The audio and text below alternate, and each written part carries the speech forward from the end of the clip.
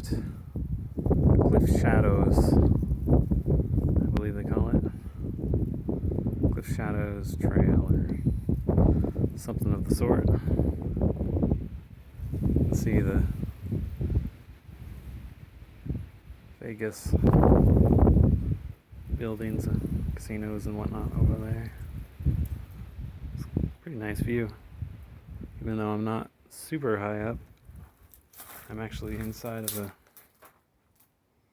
little cave right here. But it's a nice little hike to get away from the city.